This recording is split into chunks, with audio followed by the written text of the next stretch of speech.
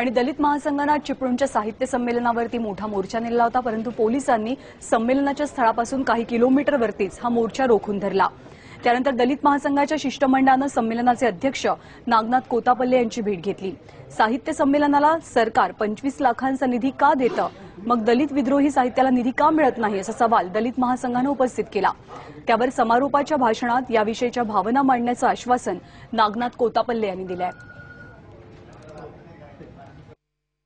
हे प्रस्थापितांचं ब्राह्मणी विचारांचे जे साहित्य संमेलन आहे, या साहित्य संमेलनाला आमचा विरोध आहे। याशिवाय या साहित्य संमेलनाला महाराष्ट्र शासन जे 25 लाखाचा निधी देतं, हा निधी कशासाठी पाहिजे तुम्हाला?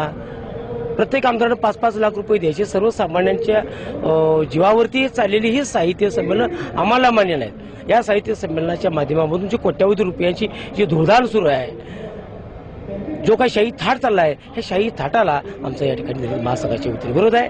आणि त्याचबरोबर हाच पैसा दलित, आदिवासी, पारधी पुनर्वसनासाठी वापरला जावा अशा पद्धतीची आमची या ठिकाणी भूमिका आहे।